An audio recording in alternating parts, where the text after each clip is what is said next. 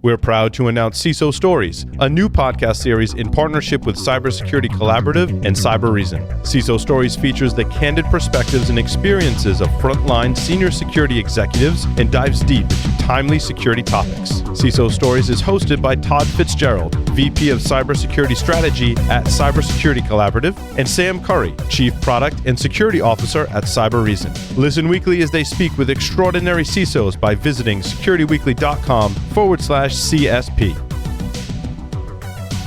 Welcome back to Security and Compliance Weekly. Hey, Security Weekly Unlocked is going to be held in person this December 5th through 7th at the Hilton Lake Buena Vista down in Florida. You can hear keynotes from Alyssa Miller, John Strand, Leslie Carhart, and Dave Kennedy. Visit securityweekly.com/unlocked to register and check out the rest of our stellar lineup. Also, we have a webcast coming up. It's going to be on Thursday, October 21st. You can join us and learn why zero-knowledge encryption matters. And because encryption was in that sentence, I might have to join and see what's going on.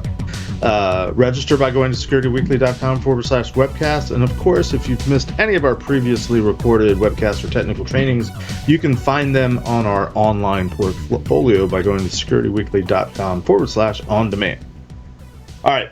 Back to the discussion, and Lee, I would ask you if you can maybe just briefly restate your question. We'll just pick up where we left off, and hopefully we've given Wim enough time to come up with an answer. So, Flea, ask the question again. And just going back to our previous, Wim's previous guidance in this idea of like, hey, if we had to create ISO over again, it would look a lot more like NIST CSF. One of the things that I noticed is people actually going through NIST CSF end up actually with a better security program because there's really specific prescriptive controls in CSF, et cetera. And I was kind of curious, do we see that same behavior for people actually going through ISO? So if you go through the ISO 27001 process, does that also drive towards a healthier security program and a security program that is better able to control risk? So let me start with addressing NIST CSF first, right? There are two things that I particularly like about NIST CSF and that I feel make it a better long-term candidate for building a reliable security program. One is the fact that it's not a maturity standard, right? It's not a maturity framework.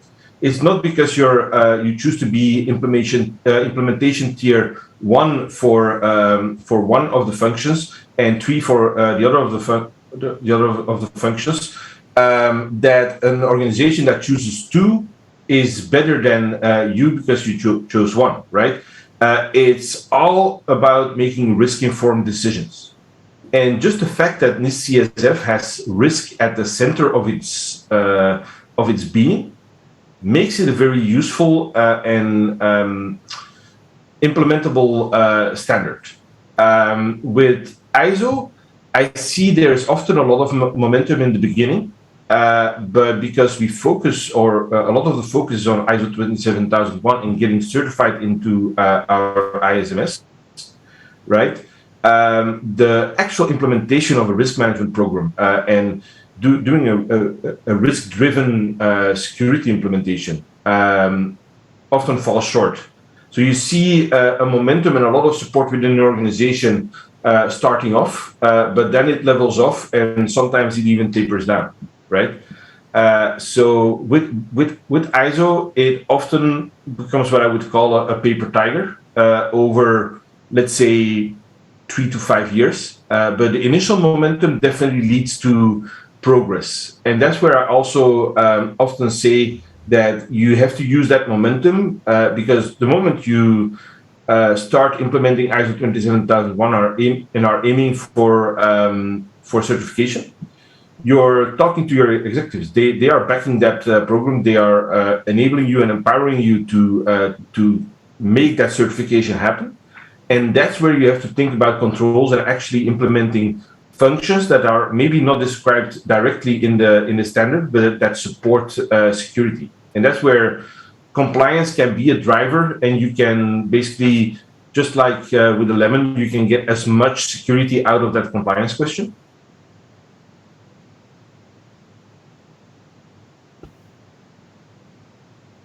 I have to give a nod real quickly again to PCI, because when I first read the NIST cybersecurity framework, I thought, yeah, this is PCI just in a different wrap, and apparently people needed to take the logical step backwards to apply basic fundamental security practices to an organization and whatever data you have to protect, rather than a specific type of data.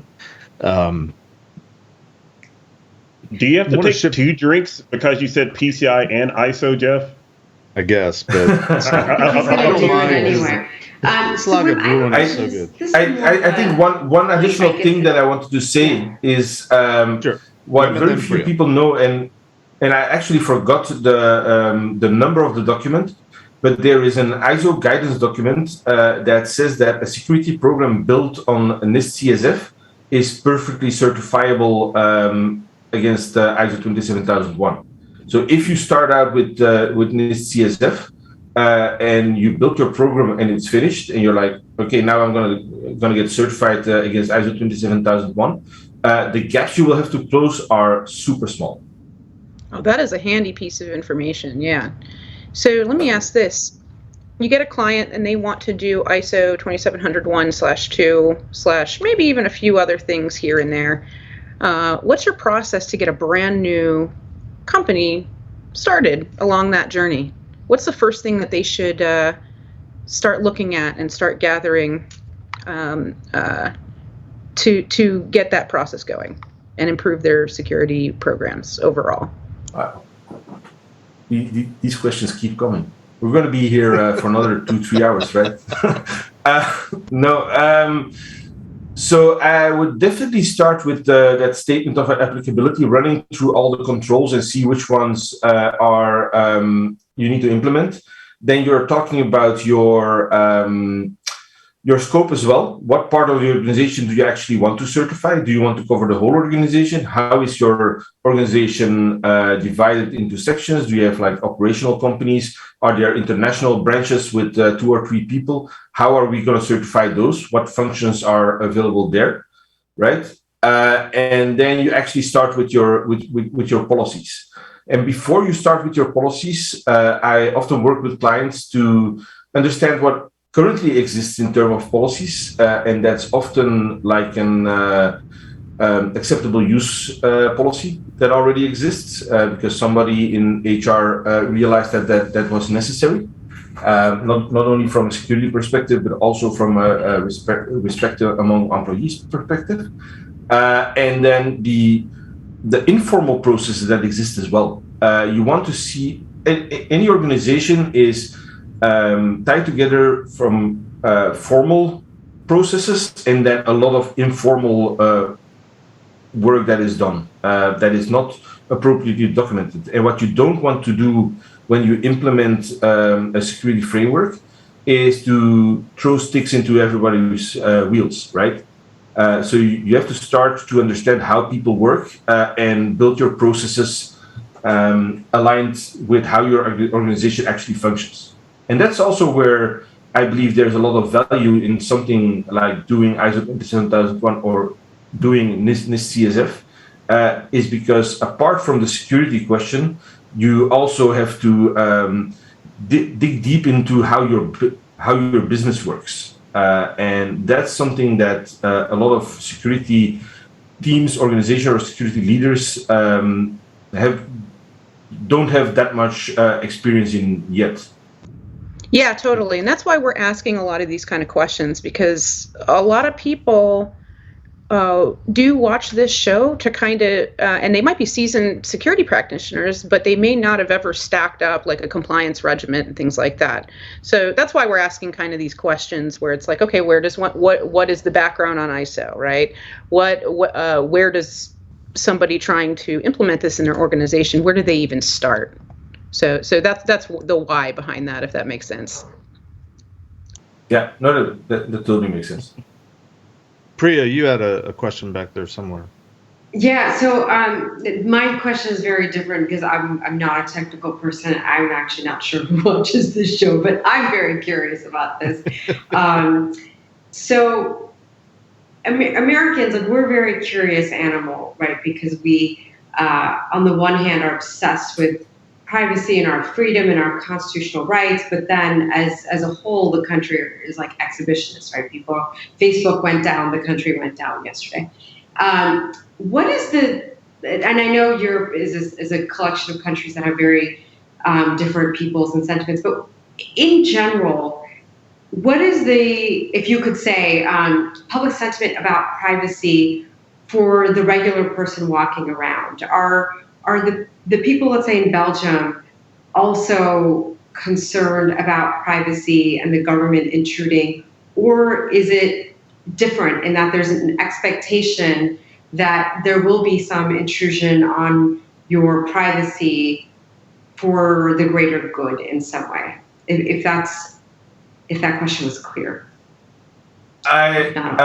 No, that's definitely clear, and it's something I think I did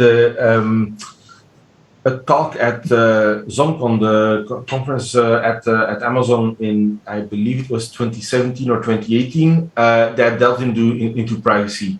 To answer your question directly, with the implementation of GDPR since a few years, people are much more sensitive about their privacy.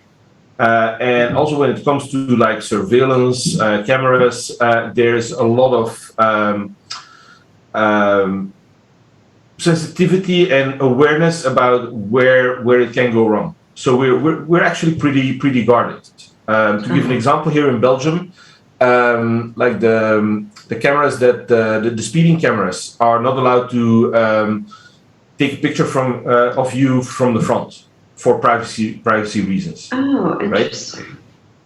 Right? There's a lot of these little tidbits, and we have a privacy commission that actually advises the government when they make certain decisions. It's not like the government always listens, but at least we have that function that provides information on, okay, you're trying to do this, but the ramifications of this decision aren't that good. One bad thing we had just recently, and I only read about it last week, is that apparently Belgium is trying to push a law that would end end-to-end encryption, which that commission advised against, but apparently that law is still trying to get pushed forward. So overall, as a society, we are pretty much privacy aware. Definitely pushed by GDPR, and then the general sense that what my life is my life, right?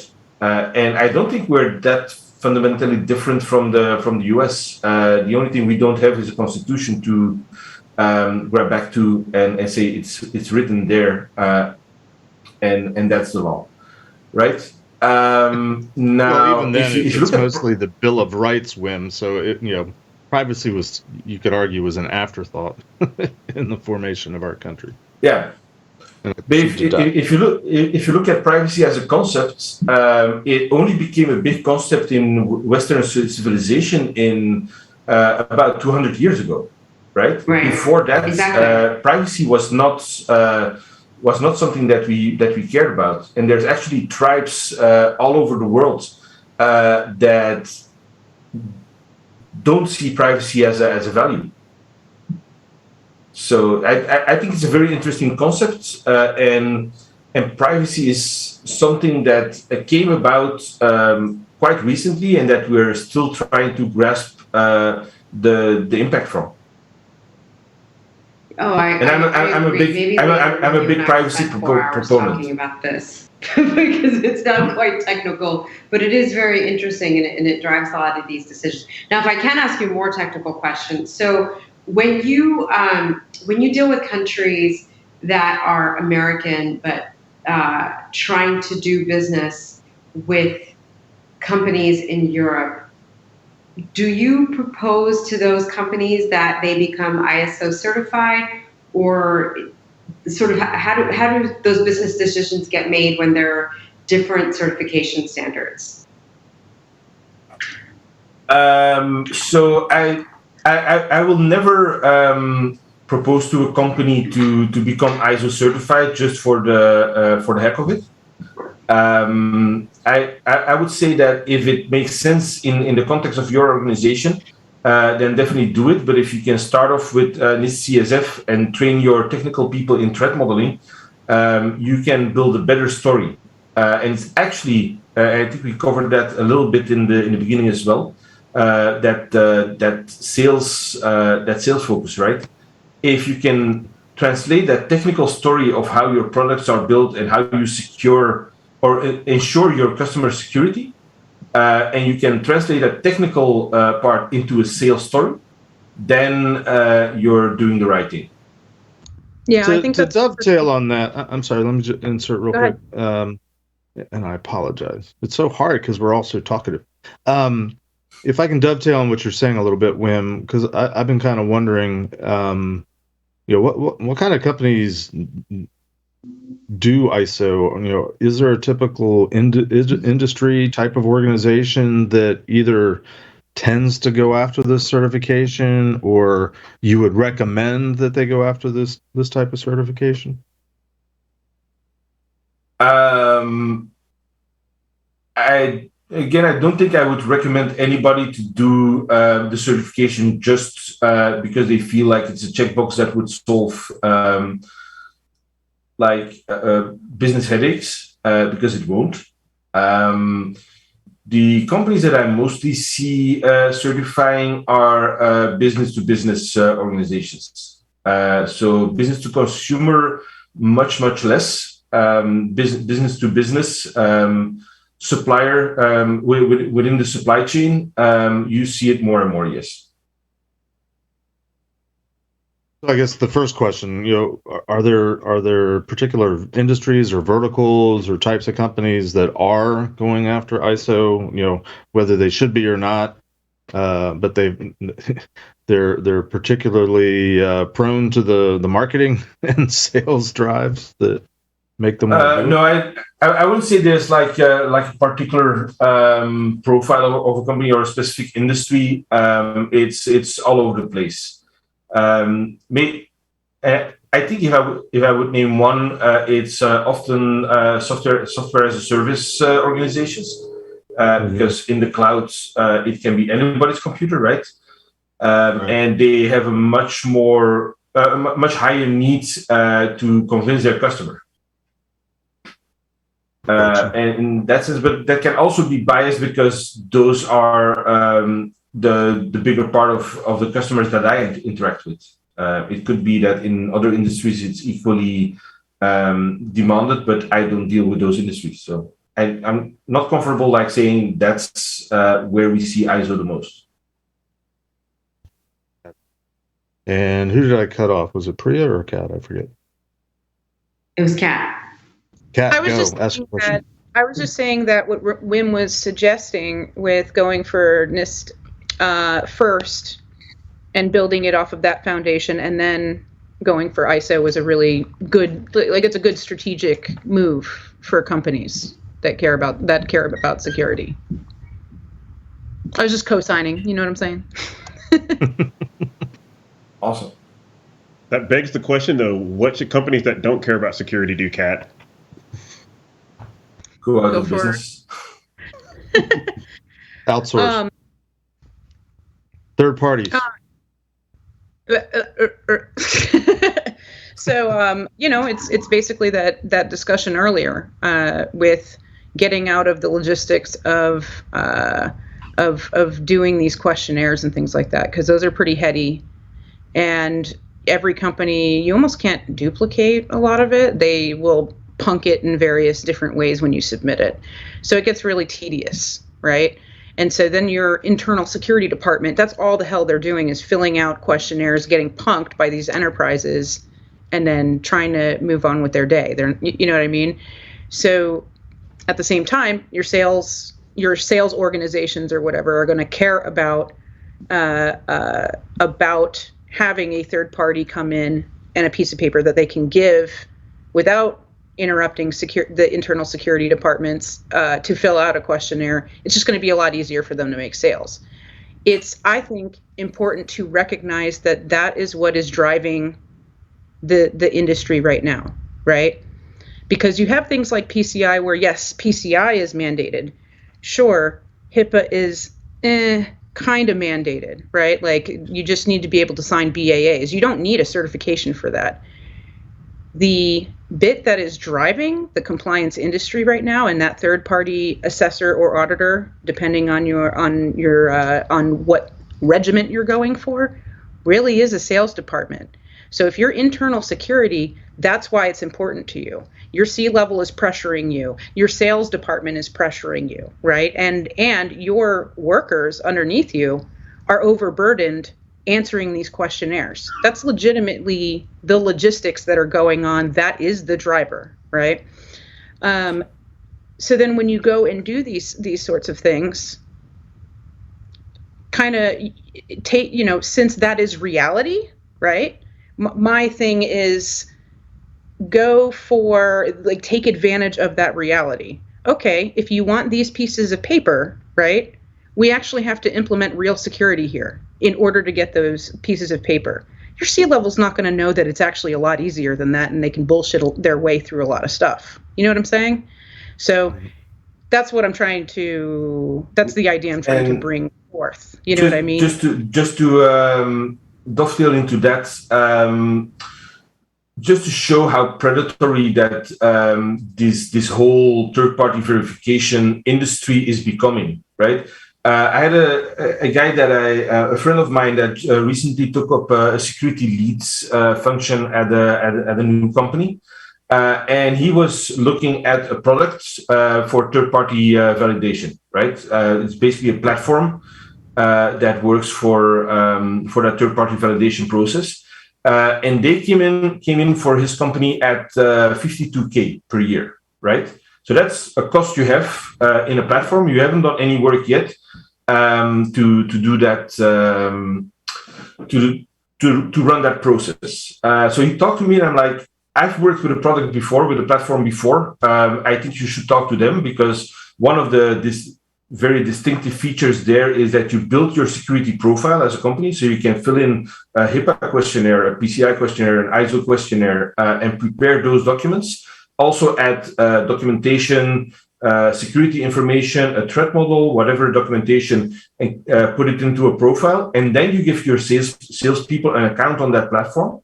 And the first time they talk to a customer, they're like, I know security is important, so here's a link. You can find all our information here. You actually enable those salespeople, right?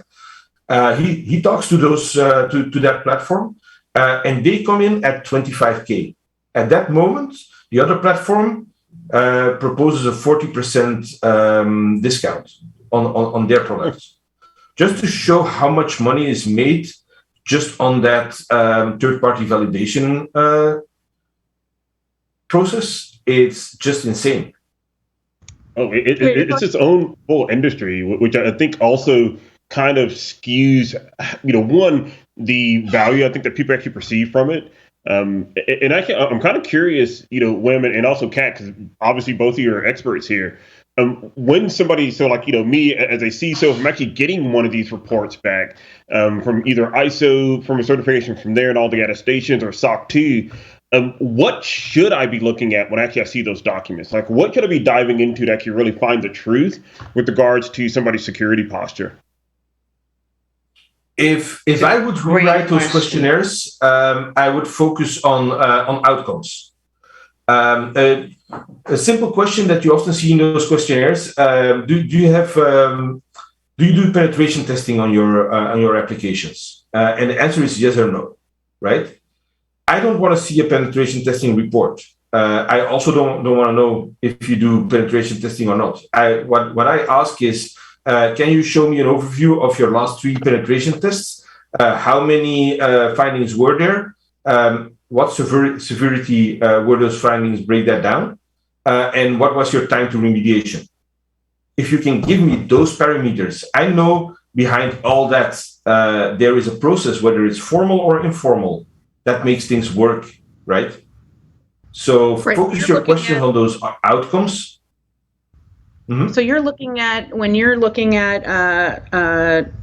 it from the internal security side of things, Wim, are you saying that you look for basically snapshot overtime that they're actually following. They have some sort of process and they're following it, and that's the thing that you hone in and concentrate on, right?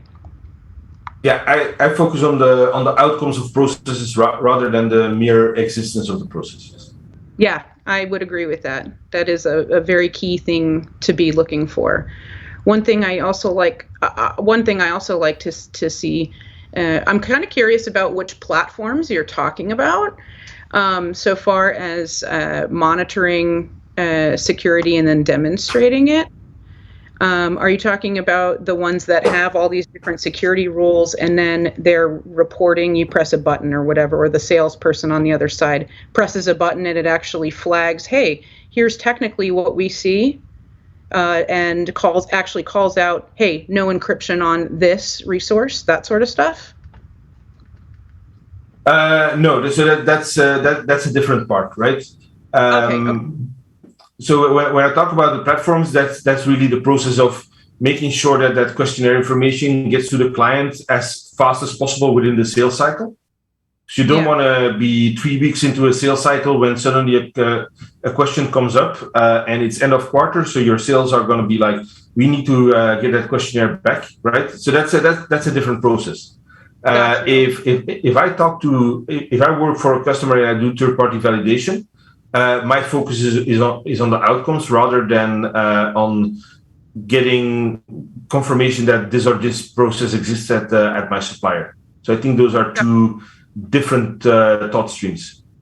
Got you. Because I've actually worked product on such a platform, and what we did was 250 plus rules for just the MVP of it.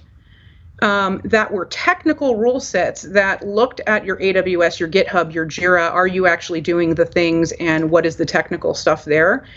And it does have a sales portion, for example, where your salesperson can go in and enable or give access to clients that want to see right then and there the snapshot of what the things are.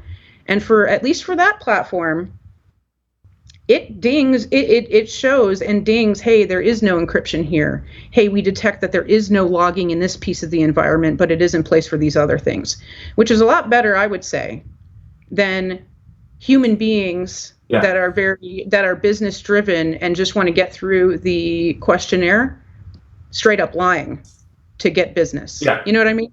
No, I 100% agree. And if that would be a product that any organization can implement, I would definitely recommend them buying it. But I guess it's not a commercial offering just yet, right? No, it is. It is. It is a commercial offering.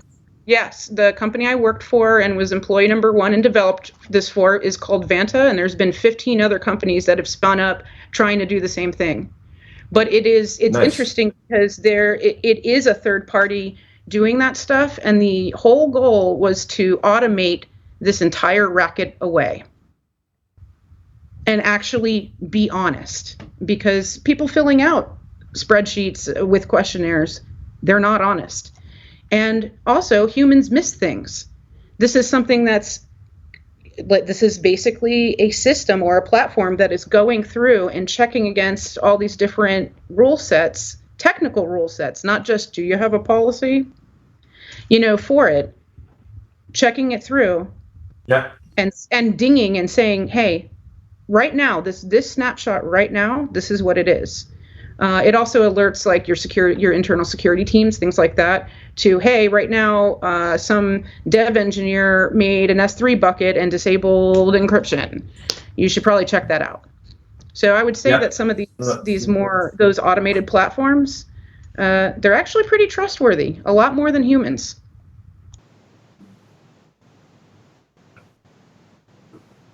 Very good. I keep thinking of the HAL 9000 when you say machines are more trustworthy than humans.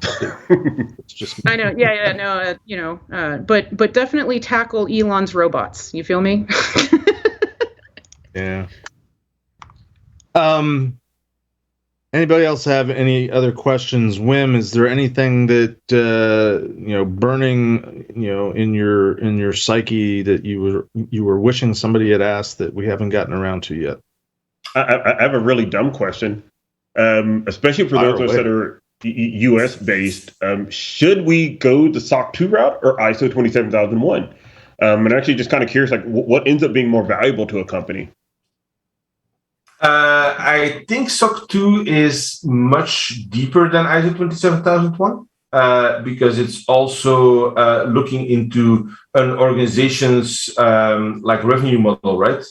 It doesn't just look at security; it looks at the organization as a whole, and security is a part of that. So I think SOC 2 would definitely, if I have to choose, I would do SOC 2 first and then follow with the ISO 27001 rather than the other way around.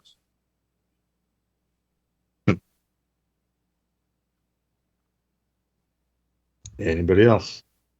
Wim, when you and I talked on the prep call, you had said something about something that you're sort of currently passionate about is supply chain third-party risk.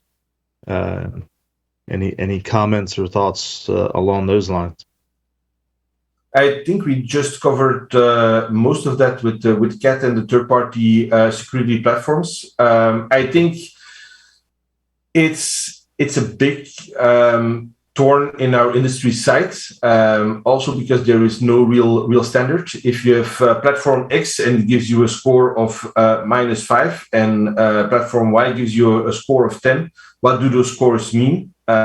Is a big issue right now.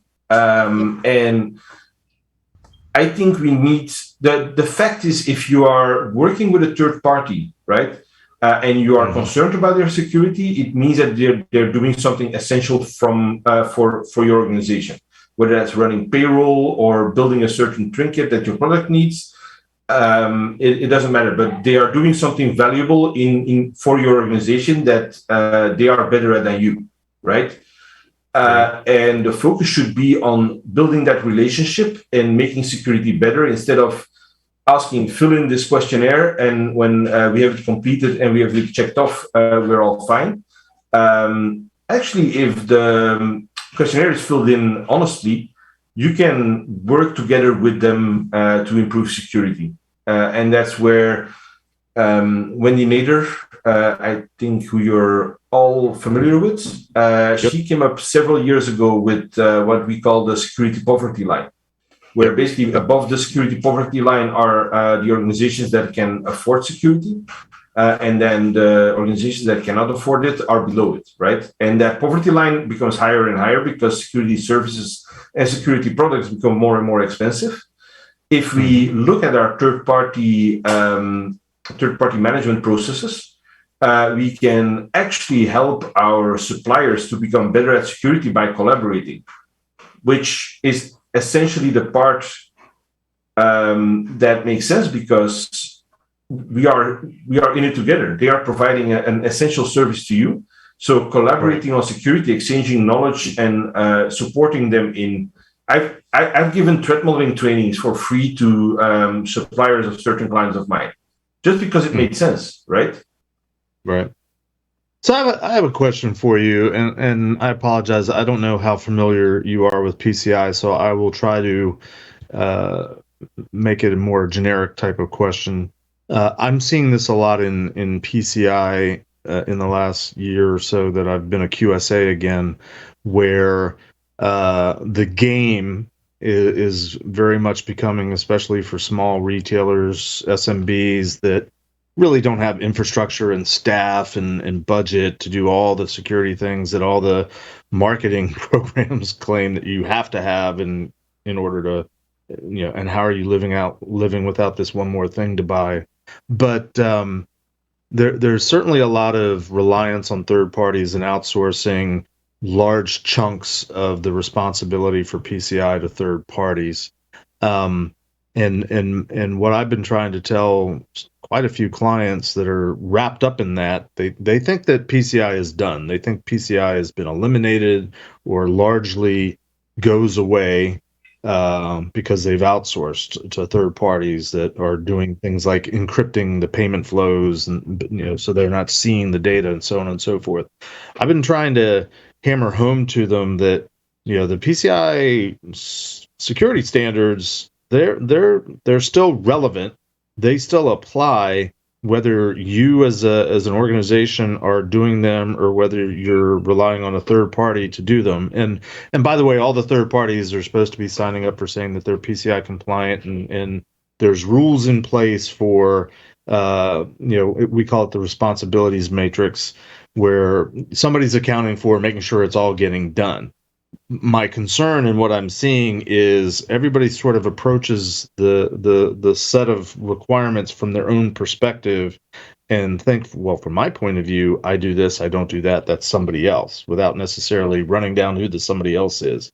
To put it in the form of a question, does the ISO series, is there some way of, or some, is there some sort of logic to it that, or understanding that the series, which is, from what it sounds like, is comprehensive and use what applies to you, but in terms of an organization that might be relying a lot on third parties, is there some way of sort of making that overarching sort of macro view, looking down, making sure everything that should be getting done is being done as it benefits whoever the primary organization is? Convoluted question, maybe, but I'm curious as to your thoughts.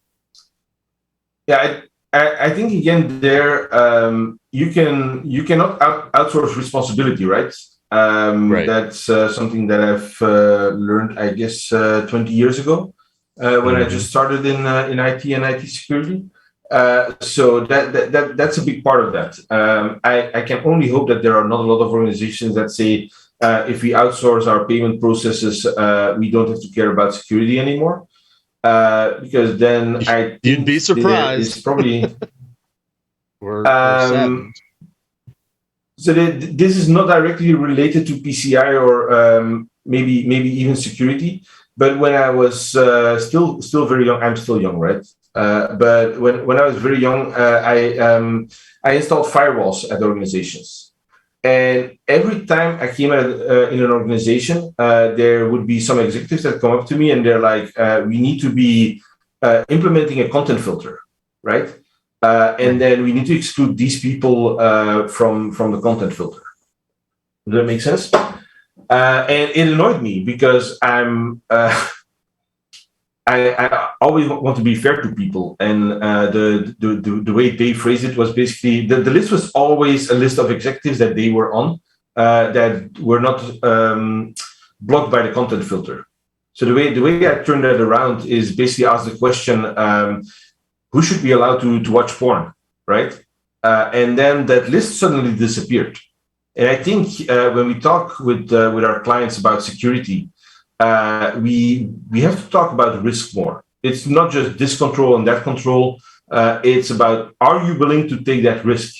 And we need to get better at quantifying that risk. Instead of saying it's red, yellow, or green, if this happens, that's how much money it will cost you. No matter what you just outsource to this or that third party, if this happens, you're still on the hook for X amount of dollars. Are you willing to take that risk?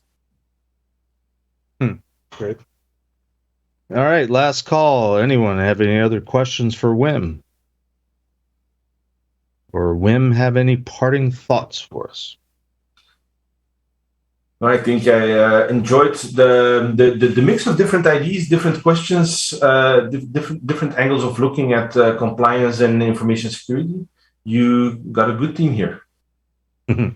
Yeah, we like to think we have a good time, and our hope at the end of the day is trying to get people to think about this whole thing a little bit differently, or ways they've never thought of before, all with the end goal of making your organizations and your customers, depending on your what you do in this industry, more secure and secure in a way that they can afford it and stay in business and hopefully enjoy some success. So Wim, thank you very much for joining us today and facilitating this discussion. Really appreciate it, since I'm a one-trick pony. I couldn't do justice to it. So thank you very much for joining us. Thanks for having me. It was my pleasure. And take care of yourself and continue to be on the mend. And I don't want to air your dirty laundry, but Wim, take care of yourself. So that's going to wrap us for us this week. Next week's show, we're going to be joined by Perry Carpenter. He is an author, speaker, and actually he has his own podcast, and he describes himself as a security behavior alchemist and a deceptionologist. So you might imagine that our topic is going to be something about social engineering, human behavior, and really trying to understand motives and intents in terms of how we approach encountering individuals, whether it's a social engineering exercise or just trying to get your boss to buy the next tool that you need to do your job. So looking forward to an interesting conversation next week. Please join us, and as you go about your week, until next time, keep building those bridges and tearing down silos. Stay secure, stay compliant. We'll see you next week.